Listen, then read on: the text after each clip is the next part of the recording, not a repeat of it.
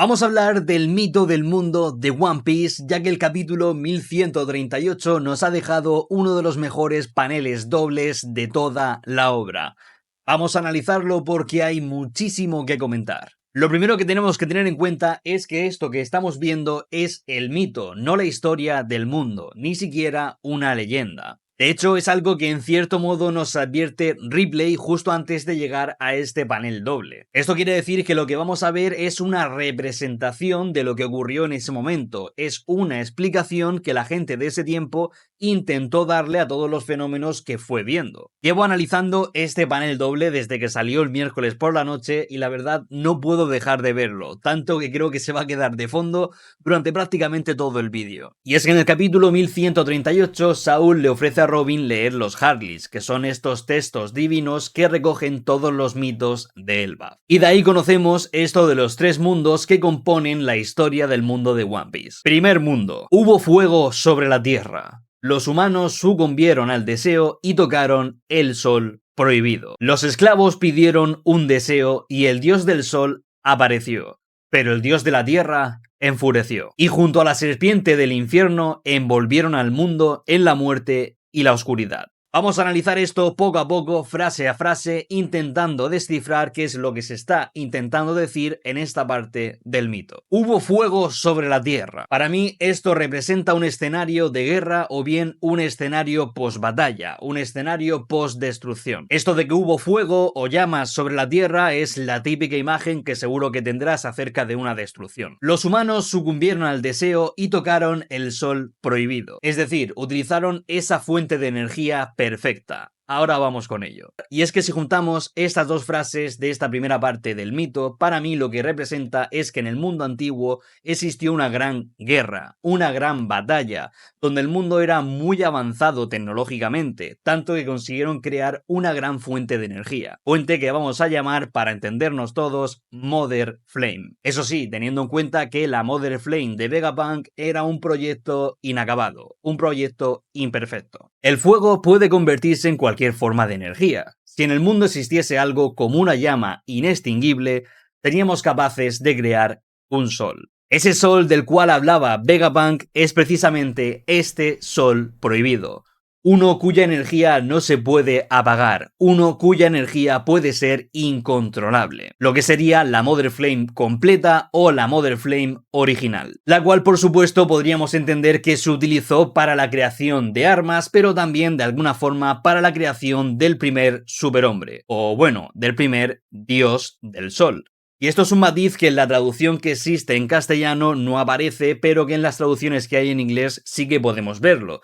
Y es que esto del dios del sol aparece entrecomillado como haciendo mención a que es un título, lo cual espero que no sorprenda a nadie. La serpiente del infierno que envuelve al mundo ya la conocemos desde hace mucho, pero que mucho tiempo. Solo que en aquel entonces se la llamó la gran serpiente empapada en sangre.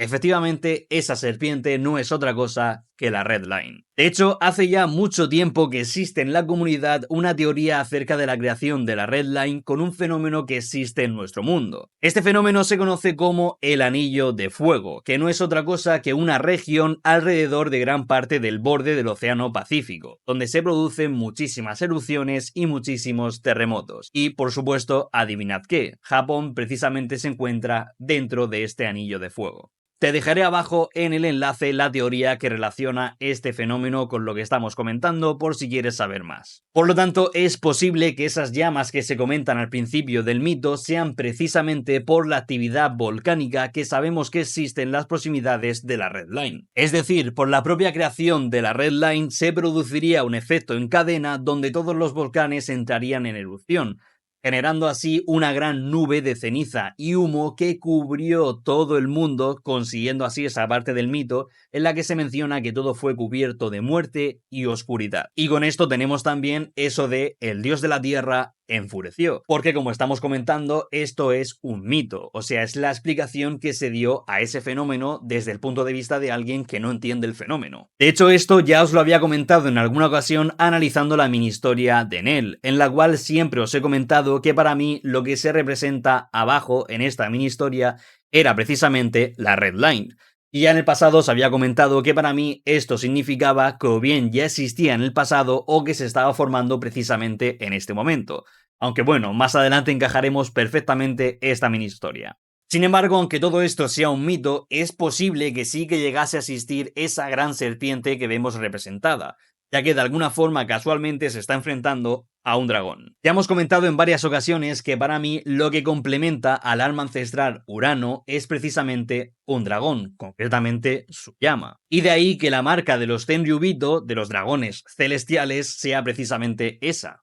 Dragón. Y también, casualmente, en el castillo de Alubarna, justo en esa cámara en la que se encuentra el Poneglyph que habla acerca de Plutón, nos encontramos estos grabados, que bueno, la verdad es que son bastante similares a los que vemos aquí. Por no mencionar que en Skypiea también se hacían ofrendas a los dioses bajo el sacrificio de personas frente a una gran serpiente. Como el mundo quedó completamente inhabitable al quedar cubierto de humo y ceniza, la humanidad hizo todo lo posible para sobrevivir. Algunos intentaron huir a la Luna, donde los refugiados continuaron con parte de la tecnología que existía en ese reino tan avanzado. Es por esto por lo que vimos en su momento en la mini historia de Enel que toda la construcción reaccionó a su electricidad. Es decir, esto fue en su momento un guiño de Oda para que nosotros nos diésemos cuenta que eso que había ahí era tecnología muy avanzada en comparación a la que todavía existe a día de hoy en el mundo de One Piece, ya que precisamente funciona bajo electricidad. Además, por supuesto, en este momento existieron también dos arcas, una literal y otra no tanto, las cuales por supuesto también vemos en la representación. Estaría por un lado el arca de la alianza Noah, que se utilizó precisamente para ir recogiendo a todos los sobrevivientes que fueron encontrando, y por otro lado, de la misma forma entiendo a Zunesa, que como digo entiendo que se utilizó con la misma función. De hecho, por esto te diría que vemos representado el arca justo delante del gran elefante.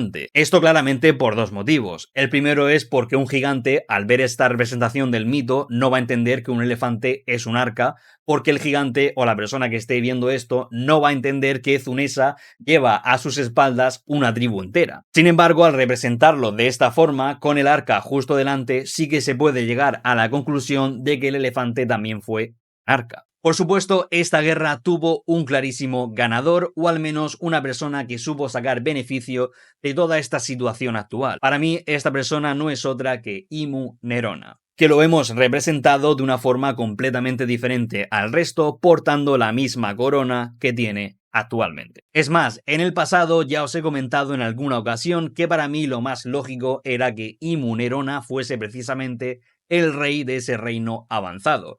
Pero claro, ahora con esta parte del mito podríamos entender que realmente todo el mundo era igual de avanzado, pero que únicamente sobrevivió una pequeña región, siendo igualmente Imu coronado como el rey de esa parte, el rey del reino antiguo. Segundo mundo. Había aliento en el vacío. El dios del bosque envió demonios. El sol no hizo más que esparcir brasas de guerra. La gente de la media luna soñó.